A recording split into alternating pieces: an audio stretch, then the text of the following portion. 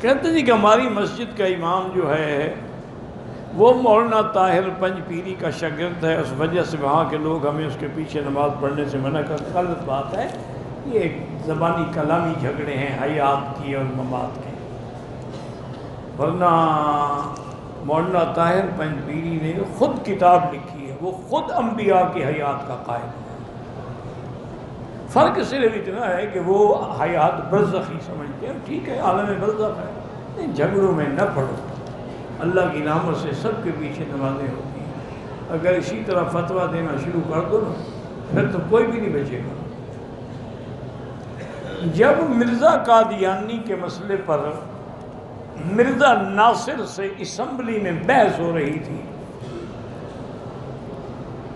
اور اس بحث میں سرخیل علماء حضرت مفتی محمود تھے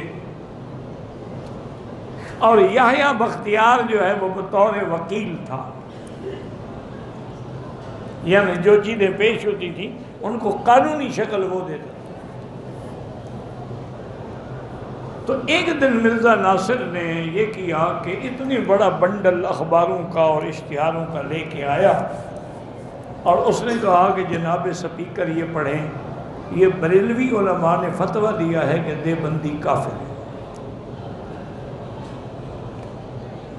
یہ فتویٰ دیا انہوں نے کہ وہابی نجدی کافر ہے، اور یہ اشتہار پڑھیں حضرت اسمی علماء دیوبند نے فتویٰ دیا ہے کہ بریلوی کافر ہے۔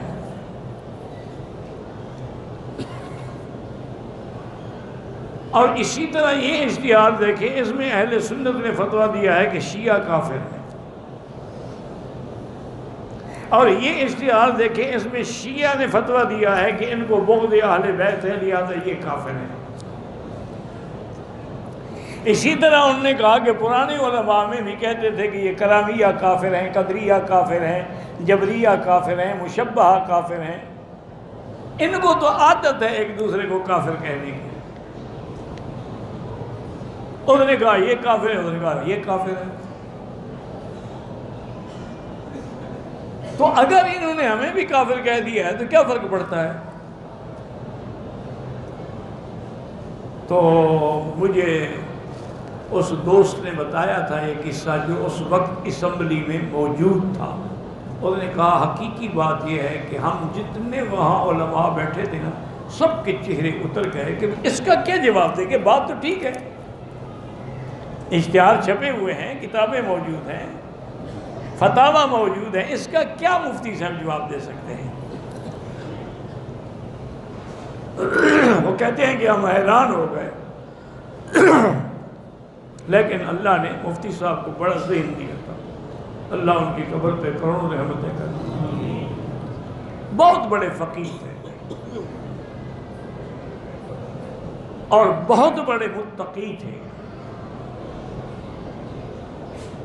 اور اللہ کے ساتھ تعلق ایسا تھا کہ ان کا پاؤں کا ایک انگوٹھا جو ہے نا شوگر کی وجہ سے خراب ہو گیا، تو سی ایم ایچ کے ڈاکٹروں نے فیصلہ کیا، انہوں نے کہا حضرت یہ کاٹنا پڑے گا، اس کے علاوہ حل نہیں ہے ورنہ گینگرین ہو جائے گا۔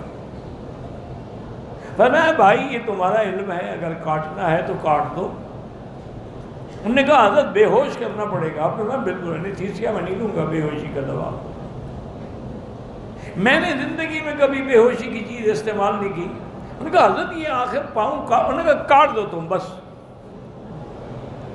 اس ڈاکٹر نے موت کے بعد بیان دیا تھا کہ میں نے اتنے ایمان والا بندہ نہیں دیکھا کہ آپ نے قرآن کی تلاوت شروع کر دی، ہم نے انگوٹھا کاٹ لیا، آپ کو پتہ ہی نہیں۔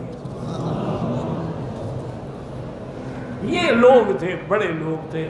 اب تو جو بھی داڑھی رکھ لے وہ مولوی ہو گیا اور گلے میں کپڑا ڈال لے تو امام بن گیا ہوتا ہے۔ تو حضرت مفتی صاحب کھڑے ہوئے، انہوں نے کہا کہ جناب سپیکر میں تسلیم کرتا ہوں کہ یہ فتاویٰ جو چھپے ہیں ٹھیک ہیں،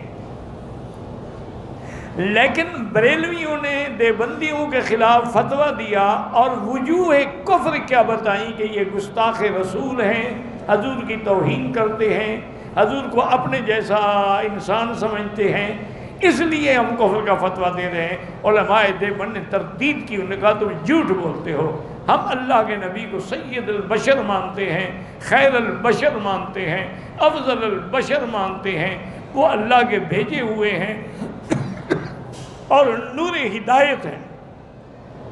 جب ہم نے وجوہ کفر کا انکار کر دیا تو فتویٰ تو ختم ہو گیا نا۔ فتویٰ تو تھا کہ ہم گستاخ ہیں، ہم نے کہا ہم گستاخ نہیں ہیں، بس ختم ہو گئی بات۔ ہم نے کہا کہ بریلوی غیر اللہ سے مدد مانگتے ہیں، قبروں پہ سجدے کرتے ہیں، غیر اللہ کے نام نظر نیاز چڑھاتے ہیں۔ ان نے جواب دیا حضرت یہ جاہل کرتے ہیں، ہم بھی اس کو جائز نہیں سمجھتے۔ بریلوی علماء نے جواب دیا، انہوں نے کہا ہم بھی قبروں پہ سجدے کرنے کو جائز نہیں کہتے۔ اگر اس نے عبادت سمجھ کے کیا ہے ہم بھی کافر سمجھتے ہیں، تعظیم میں کیا ہے تو ہم گناہگار سمجھتے ہیں۔ تو جب انہوں نے وجوہ کفر کا انکار کر دیا تو ان کے خلاف فتویٰ ختم ہو گیا۔ ہم نے مرزا قادیانی پہ یہ فتویٰ دیا اس لیے کہ اس نے جھوٹی نبوت کا دعویٰ کیا، مہدیت کا دعویٰ کیا، اپنے آپ کو نبی کہا، ذلی کہا، بروزی کہا، اور کہا مجھ پہ وحی اترتی ہے۔ ان الزام پہ علماء نے کافر کہا۔ تم بھی وجوہ کفر کا انکار کر دو، ہم فتویٰ واپس لے لیتے ہیں۔ تم بھی کہہ دو کہ نہیں وہ نبی نہیں تھا،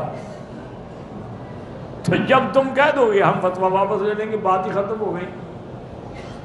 تو اب مرزا ناصر کیسے واپس لے؟ سپیکر نے کہا دیکھیں مرزا صاحب بات تو مفتی صاحب کی صحیح ہے کہ جن جن وجوہات پہ فتوے لگے ہیں جب وہ سبب نہ رہا تو فتویٰ بھی نہ رہا، لیکن تم لوگوں پہ جو فتویٰ لگا ہے وہ تو سبب باقی ہے، لہذا تم سے تو یہ فتویٰ واپس نہیں لیا جا سکتا۔ یہ اللہ کی شان ہے۔ حضرت عطاء اللہ شاہ بخاری رحمۃ اللہ علیہ فرماتے تھے کہ ہم نے بڑی تحریکیں چلائیں، جیلوں میں گئے، 10,000 جوان شہید ہوئے، لیکن ختم نبوت کا مسئلہ حل نہ ہو سکا۔ لیکن اللہ کی شان ہے کہ اللہ نے حضرت بن نوری اور حضرت مفتی صاحب کی قیادت میں یہ مسئلہ حل کر دیا۔ تو ہمیں بعد میں سمجھ آئی کہ ہماری اسٹریٹ پاور تو تھی لیکن اسمبلی میں ہم نہیں تھے، جس وجہ سے ہم ہار گئے۔ یہاں اسمبلی میں بھی تھے اور باہر بھی تاریخ چل رہی تھی، لہذا فیصلہ الحمدللہ ختم نبوت کے حق میں ہو گیا۔ تو میرا بھائی یہ باتیں ہوتی ہیں، اللہ سے دعا کیا کرو اور بلا وجہ ایک دوسرے پہ کیچڑ نہ اٹھانا کرو۔ کچھ بھی ہو وہ ایک تو ہے نا ون لاتا ہے سر۔